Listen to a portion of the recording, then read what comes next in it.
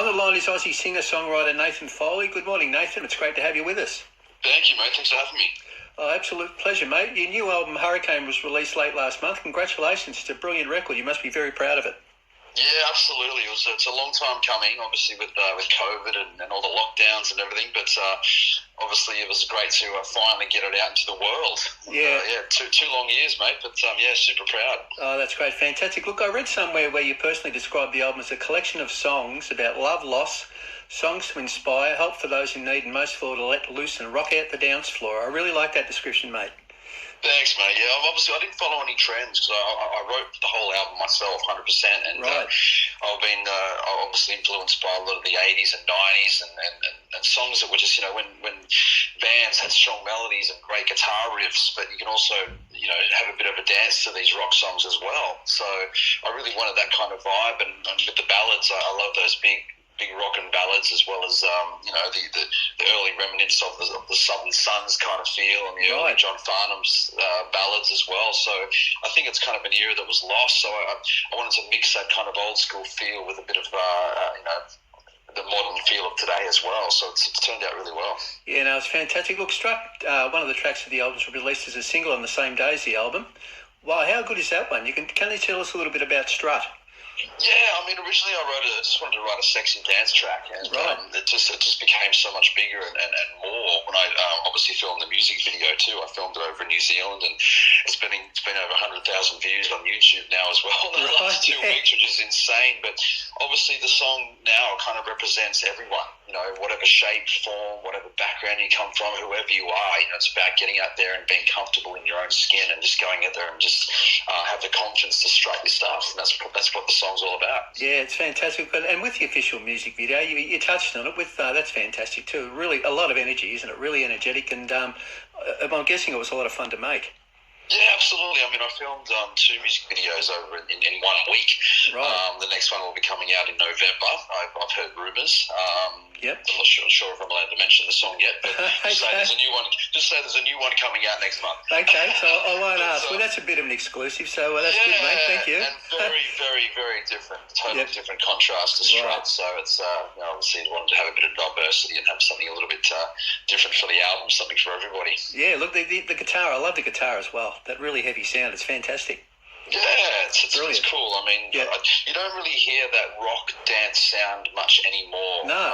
Commercially, it's either very, very, very thin pop sound or it's very, very rock. But I've kind of met that halfway. Obviously look back in the 80s and look at the albums like Purple Rain from Prince and Thriller from Michael Jackson. They were mixing stuff up. Like they had rock, they had pop, they had ballads, they had everything, and that's where I kind of drew my inspiration from. Yeah, fantastic. Look, the title track Hurricane with the album, fantastic, an absolute epic actually. Thanks, man. Yeah, can you tell us a little bit about the song Hurricane too? Yeah, obviously we don't all live perfect lives in this world. Sometimes we wake up and we have a bad day, or things are affecting us, and mental health has been a big thing that I've confronted not only within myself but also friends and within the industry and out of the industry that have been going through some hard times, especially the last 2 years. So I wanted to write a song that helped people, and pretty much Hurricane. Meaning behind that is just to go out there and be your own hurricane, find that inner strength to get out there and get through your day and get through your life, and it's really, really important. I really wanted to write a message, and there's a few tracks on the album that's tackling issues with mental health, metaphorically, getting out there and just giving people confidence to just be comfortable in the skin they're in and to go out there and achieve something, whether it be in work or whether it be in your personal life. Yeah, fantastic. Look, and the song absolutely catches that, mate. Well done, fantastic. It's a bit of in 5 minutes as well. It's got a bit of length to it, hasn't it? Obviously the whole radio format of this, so the 3 minutes are on that. Yes, but the song was kind of never intended for radio, but it's been really it's fantastic live, and people have been really grasping onto this, and it has. I've been contacted by so many people that have been going through everyday struggles, and they're saying this song really helped me and to get me through my days, and that means more than any length of a song to me, So. Yeah, no, fantastic. Look, and you mentioned live performances. Look, your talent as a live performer is legendary, of course. You're probably not aware that when I initially made inquiries about interviewing, I was told that you wouldn't be available on the dates I wanted because you're out on a cruise ship performing your show.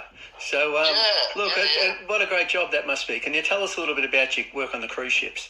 Yeah, well, not as many as I used to back in the day. Obviously, there are a lot of the cover shows and things, but obviously I work and I do a night show with a big 7-piece band in the theatre on board. I'm not a regular on there. I just go in there and do my big show, and then I head home. So I'm not on there for 6 or 8 months. Contracts like the poor guys on there. But, I go in for a few days and head back. But no, I've been able to see the world over the years with the ships. But it's definitely a fantastic experience. But I guess things are just slightly changing now. So looking at next year, April, was looking at a tour of Australia, New Zealand, and Singapore with my original music.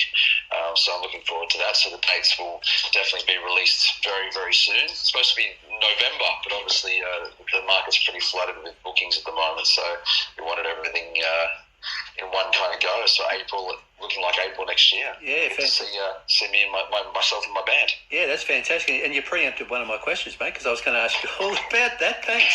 Yeah, great stuff. Fantastic. I'm interviewing myself. No, that's all right. With looking at so you really must be looking forward to it, though. I mean, you mentioned COVID and all that sort of stuff. So to go on a full-on tour must be a great thrill.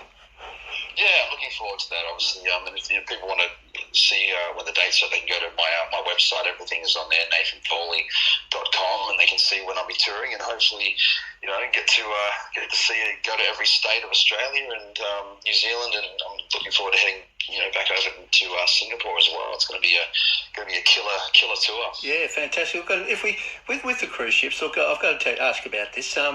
You won Entertainer of the Year, Princess Cruises Entertainer of the Year for your big band solo shows in 2016. Yeah, what a fabulous award. A long ago. Seems like 10 years ago. Okay. But it was cool. I got to go and compete against a couple of American entertainers. And, I won first Aussie ever to win it. So I got to pick and choose where I wanted to go around the world, and it gave me a great opportunity and to get around and see parts of the world that I never thought I'd ever get to see. So great experience. Fantastic. Look, to say you've had an interesting and varied career so far would have to be an understatement. Look, apart from the music, there's been television, radio, the stage, the cruise ships, of course, we mentioned, so on and so on. You certainly haven't been afraid to try your hands at different things. Yeah, obviously this year for me, I've been doing this since I was 10 years of age, working in the industry, and I've always believed you should never be narrow-minded when it came to the entertainment industry. I think you should always keep your options open and have your hand in different pies, to be honest with you. Like, I just wanted to try anything and everything and learn my craft. I think if you have a passion for something, whether it be in the entertainment industry or sport or whatever that you're interested in, I think you should try and learn all different aspects about that entertainment industry, and that's why I have tried the ships and the music theatre industry and recording and television and radio. I just wanted to try everything, just so I've got it there, and I've got that experience now. So if anything comes up in the future, I go, I've done that, been there, done that, I can do it again. So fantastic. Just about learning as much as you can. Yeah, the CV would look great. Thanks, man. Fantastic. Look, one of the more unusual roles you've performed, of course, was as a traffic reporter for the Australian Traffic Network on telly and radio. Yeah, can you tell us a little bit of how that came about? It just came up. They were looking for a presenter, so I did the TV and radio thing for the morning shows and the 6 p.m. news. Right. And just to jump up into helicopters. I remember it well. Yeah, so that was quite fun. I got to travel around in the Harbour Bridge, around Sydney, and it was a great job. Very bloody early that night. It was early, but that was only a few hours out of my day. But that was fantastic. Really, really good experience. Fantastic. Look, I must admit I saw it, but not too often. Like you said, a little bit too early for me. But anyway, me too. Fantastic. Now, if we can talk about High Five for a moment, if that's okay. Yeah, High Five were absolutely huge, of course. Platinum records, phenomenal TV ratings, sell-out concerts, a lot. What were those days like for Nathan Foley? Long hours, a lot of hard work, great team of people to work with, and just very, very rewarding in the fact that, we changed so many people's lives. Right. I was talking to someone yesterday about it, and they said it was the biggest thing that you took out of it. I mean, to me, being in the industry for as long as I have, it's never been about money or fame. It's never been about that at all, because that's not always going to be there. Right. It's not, to me, it's not real. It's not a real aspect of why you should do what you do. The reason why I do what I do is because I have a passion and a love for what I do. If I can get to the end of my life, on my dying deathbed and say, you know what, I achieved something and I was happy in what I did for the rest of my life, then that's to me, that is the biggest achievement. So in answer to your question, going back to High Five, obviously the biggest achievement was just being out there and making a difference in being a part of these kids and parents' life. Yeah.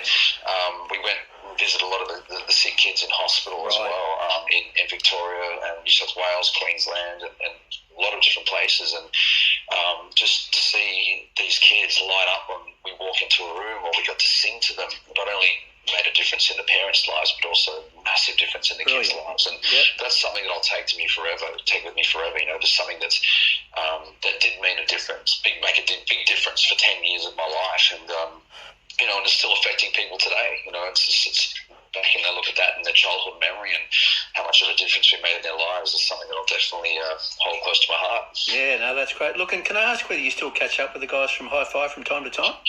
I saw Tim a few weeks ago. Right. 2 weeks ago, came to my album launch. Okay. Came down, and because he lives closest to me in New South Wales, but the other guys are kind of all interstate. They're all in different parts of the country. Right, So it's a bit hard to see these guys. Yeah. But now and again, we shoot a message through and say g'day to each other. I mean, obviously, we're in each other's pockets every day for 10 years. Yeah. Part of us, we're like, we definitely will catch up one day. And then the other part of us is the guy, we've seen each other for 10 years. We can wait another 10. Fair enough. But no, they're all good. They're all doing their own thing and, on their own life's journey, I guess. Yeah, that's fantastic. Look, now I've got to ask you this, and you've probably been asked it this many times before. Is there any chance at all that the original 5 members of High Five might reform one day? You sort of... Yeah, what do you mean I've been asked this before? Jeez, you're the only millionth person. Sorry. No, I don't know. I just had to ask. No, I've told this so many times. I stupidly mentioned it on an Instagram Oh, did you? post 2 years ago, and came back. I worked with the Wiggles, did a gig with them, an over 18 gig event. And I came back home and had a couple of beverages, and I stupidly posted up a photo of us back in the day and said, hey, if anyone wanted to come to an 18 plus event, would you come? Anyway, media called me, bloody radio and newspapers and television interviews came through saying, what's going on here? Yeah, no. Are you guys forming? I'm like, no. The other guys wrote to me saying, what did you do? Oh, no. It's like it was just a post. It didn't mean anything. But look, in all honesty, we never owned the rights to High Five. We were just presenters. We just worked for the company, but we don't own the rights to the songs or anything like that. So we probably wouldn't be able to unless we talked to High Being. And honestly, I don't even know who owns the show anymore. So it's been a long time, mate. Yeah, no worries. With look, if we can go back to the very early days of Nathan Foley's career for a moment. You mentioned before you started singing professionally when you're only 10 years old. Wow, that's very young. What are your memories of those days? Well, I was doing a lot of talent quests back in the day. I was about 9 or 10 years of age, and there was a lady there with a husband who ended up being the producer of the Coca-Cola School Spectacular, which is the biggest variety show in the world, which was held at the Sydney Entertainment Centre. It was having every year about 12,000 people turn up in the audience. There's like an 80-piece orchestra and bands and singers from all over the public school system. So they saw me singing when I was 10, and they came and approached myself and my parents and said, Nathan's going to come down and have an audition for this show. Well, it ended up, I auditioned, and I ended up being a soloist for 7 years in that show. It was every November. It was aired on one of the major networks. And for 7 years of my life, from when I was 10 up until I left high school, I was working with big 80-piece orchestras and bands and singing songs to 12,000 people every year. Yeah, so fantastic. That was kind of my childhood, mate. I knew what I wanted to do pretty young, and I'm happy to say that it's my passion still hasn't left. I'm still working at it, still trying hard to have the longevity that I've always wanted. Yeah, that's fantastic. Now, before we let you go, you mentioned the tour coming up. So it's in April. What about in the interim? I mean, I know, look, it's only 6 months or so, but you mentioned the new single, which you sort of sworn to secrecy about the new single, the name of it. But I honestly haven't even thought about it. Right. I know there's supposed to be a single coming up, but I thought I better check with management first before I actually say anything. But it's going to be cool, and a total contrast to Strut, because obviously there's been 2 singles off the album already that kind of happened around the lockdown stage, which is She Devil and Hurricane, and Strut's the 3rd installment of the singles. So it's cool, just to get it out there, and very different from High Five. So if anyone is listening out there, they're going, "Oh, the High Five guys release an album." It's not a kids album. Oh. Far from it. As you'll probably hear when you hear Strut, you're like, "Oh, I get it now." But I'm looking forward to in the interim, the next 6 months, probably to start get back into writing again. I've got some obviously Christmas is coming up, so carols will be coming in all forms of capacity, and I'll be obviously focusing on getting prepared for the tour, and going from there and spending some time with my family. That's very, very important to me. Absolutely, yeah. Thanks so much, Nathan, for joining us today. It's been an absolute pleasure. Thanks, mate. I appreciate it. Yeah, look, and good luck with the new album, of course, Hurricane, absolute beauty, and the forthcoming tour, and everything in between. Yeah, great talking to you, mate. If anyone wants to listen to the albums on all, it's on Spotify and iTunes, and obviously if they want a hard copy of the album, if you're still back in the CD days and you want some merchandise, you can go to nathanfoley.com. Great.